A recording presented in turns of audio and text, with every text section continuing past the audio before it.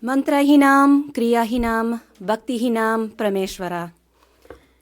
It's the beginning of a Sanskrit prayer that you say at the end of a worship service. It means our words are flawed, our actions are flawed, our love is flawed, but the last word is the name of God, by which we beseech, be satisfied.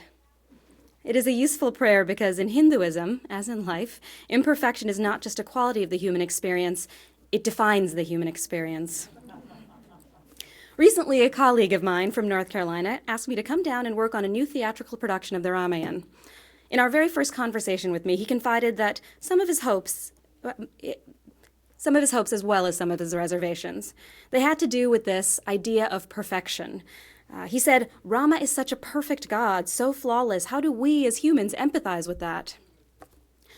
Rama, I told him, is not just a god, but an avatar of God, the divine contained within a human body. And the Ramayana is a story of profound humanity, with both its great victories as well as its great tragedies. Rama and his wife Sita were incarnations of the god Vishnu and the goddess Lakshmi. God Vishnu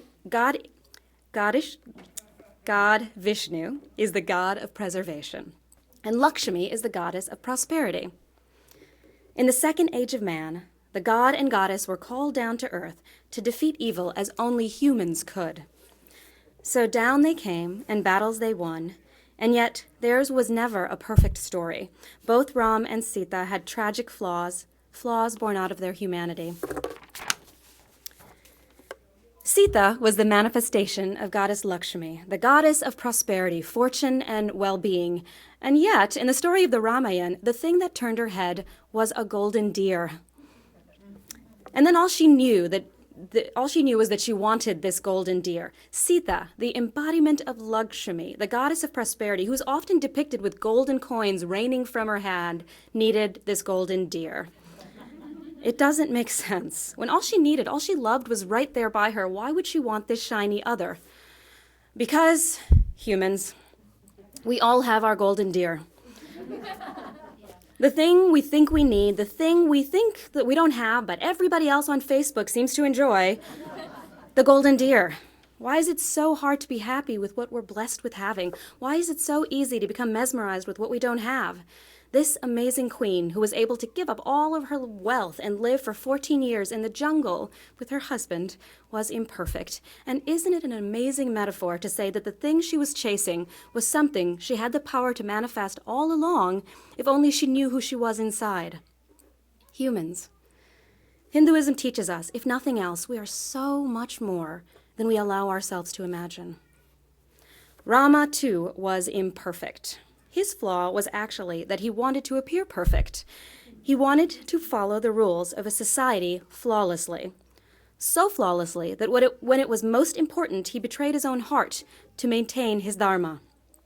Dharma in Hinduism means to follow the code of conduct of right living. The flaw in this, of course, is who has decided what is right? The religion often references the epochs of man, 4 great ages in which truth and lies dance in and out of power. The first age was a time of truth, and humans could see what was right and wrong plain as day. The second age was the age of the first lies. The third age was the age when many lies and many truths were difficult to discern from one another. We are said to be in the 4th age of man, the age of all lies and one truth. The one truth, of course, is different for every person. But Rama and Sita, they were born into the age of first lies. At the end of the Ramayana, the part that Kush didn't tell you about, was that Rama abandoned Sita because his subjects said she had been unfaithful, that spending time with demons made her subject to their desires. Although she proved her innocence by a trial of divine fire, he could not abide by his subjects having doubt in his queen, even if he did not. Rama, the great hero of the Ramayana, abandoned his faithful wife because of the fear of what other people thought. Because humans, why are we so conditioned to accept what society tells us we must? Why do we hear the longings of our own heart and choose to cover our ears? Why do we see the suffering of others and choose to look away? Why do we think we are powerless to stand up for others just because the world tells us so? Rama was a great hero of the Hindu pantheon who ultimately could not save himself. He never remarried, even though his subjects wanted him to. He mourned the loss of his faithful wife. He created instead a golden shrine in her name and offered homage to it every day for the rest of his life. So then we come back to Diwali. Why do Hindus celebrate this story? Why, when the characters are so flawed and the ending is not happy? 2 reasons. 1, their flaws are connected to their humanity. What made them divine was wrapped inside a delicate mortal frame from which even the gods could not boast to outsmart. We are born into a world of lies, fallible and imperfect, and yet there is divinity inside of each of us waiting to be remembered, waiting to be reborn. 2, the Ramayana shows us that although we are imperfect, even despite that indisputable fact, sometimes we win.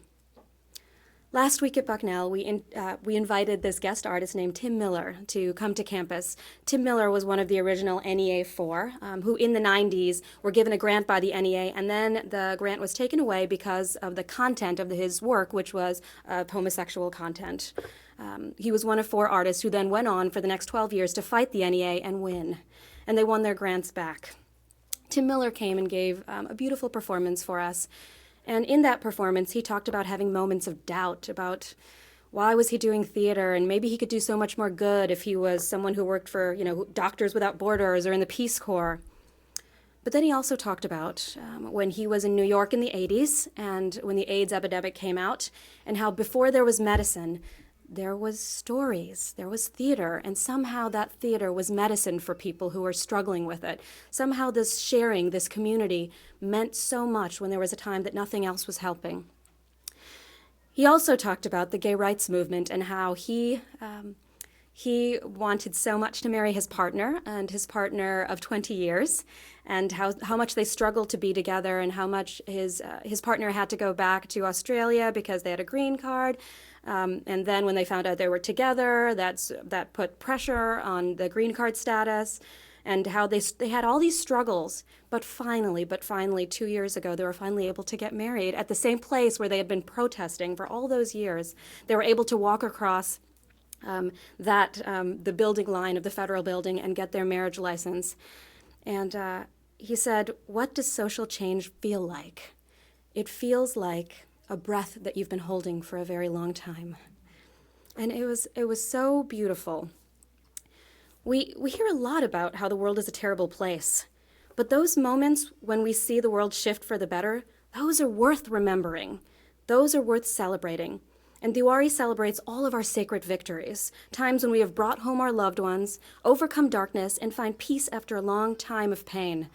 Sometimes we lose, often we lose. But on Diwali, we remember that victory is still possible. We remember that sometimes we win.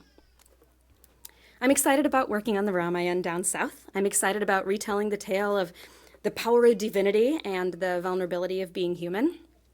My friend Chris Fry at work always asks me when I'm working on a new show, "Does it end happy?" She often chooses whether or not to come based on this information. With the Ramayana, I would tell her, it doesn't end happy or sad. It doesn't actually end. We are all still living it. Humanity is the great story, and we are battling these same battles inside and outside of us every day.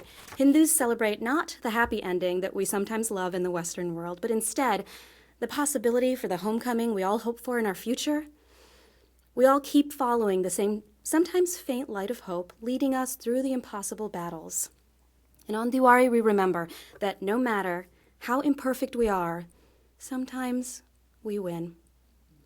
Mantrahinam, Kriyahinam, Bhaktihinam, Prameshvara.